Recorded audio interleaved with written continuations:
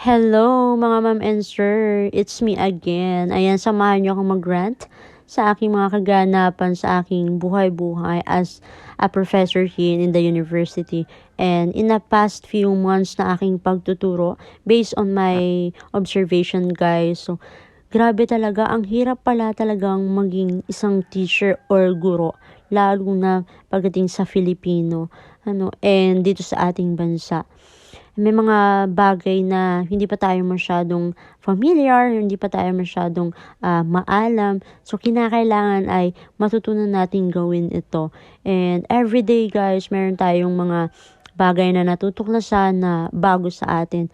At hindi porket isa ka ng teacher or license ka na is alam mo na lahat. So, bawat araw, bawat minuto, may mga natututunan tayo based on sa ating mga pakikibaka, sa mga estudyante natin, or kahit na sa ating mga co-teachers sa school.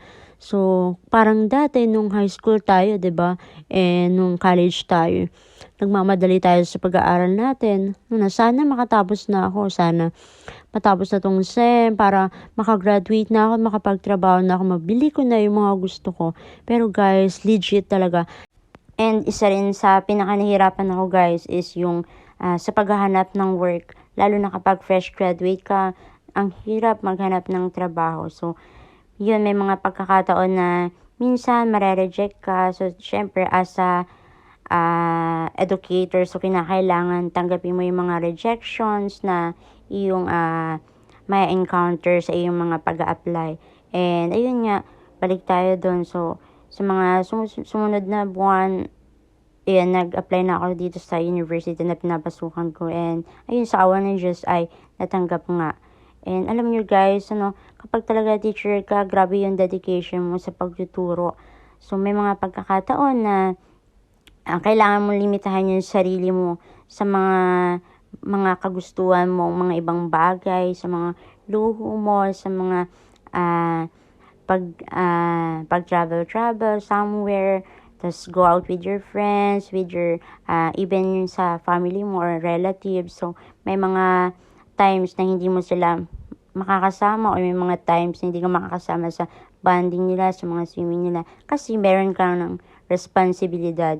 So, na kailangan gawin, may mga kailangan kang tapusin.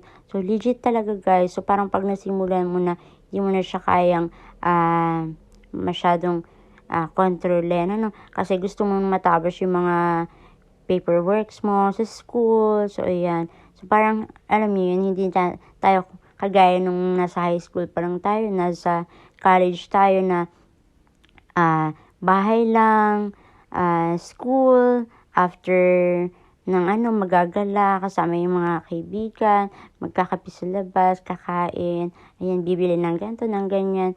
So, iba na ngayon, So, parang, ngayon mas natutunan ko na magtipid, and i-balance yung mga time na meron ako sa aking sa family, although sa mga kaibigan. So, may mga pagkakataon na hindi ka nasasama sa kanila kasi busy ka, busy na ang mom, busy na ang person.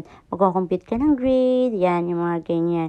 And sobrang saya naman guys, kahit na medyo nahirapan kami nung una na mag-adjust, lalo na sa akin kasi ito yung first teaching ko ng face-to-face. So, medyo nag-struggle lang akong konti. And, syempre, na-overcome ko naman yun dahil sa tulong din ng mga co-teachers ko, yung mga dati na mga guro here sa university na pinapasukan namin. And, natutunan ko kung paano maging isang tunay na guro sa loob ng isang classroom. And, sobrang nakakatuwa rin lalo na kapag may mga estudyante ka na talagang grabe din talaga sa pag-aaral. Medyo makaka-relate ka sa kanila mga pinagdadaanan kapag marami silang gawain pang paaralan. Ayan, mga nagrarant-rant din sila pero it's okay naman. So, that's normal naman sa ating lipunan. And, ayun, gusto ko lang din i-share na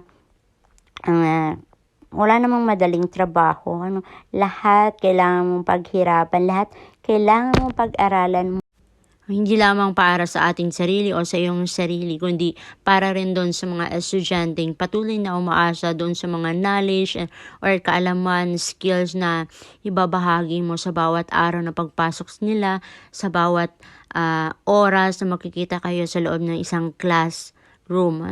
And gusto ko lang ipaalala doon sa mga kabataan out there na ngayon pa lang habang nasa kolehiyo man kayo or college man kayo, huwag niyo sayangin yung pag-aaral.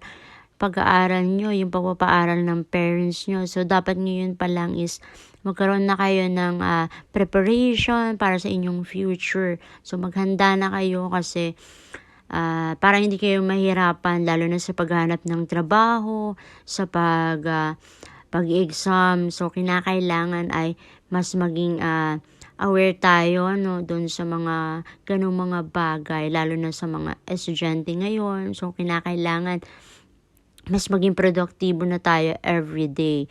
Huwag na nating pahirapan yung ating mga parents, yung ating mga teachers. So, kaya nating mag-aral ng matiwasay, kaya nating mag-aral ng mabuti. Basta masipag lang tayo sa lahat ng mga pinagagawa ng ating mga teachers. So, ayan.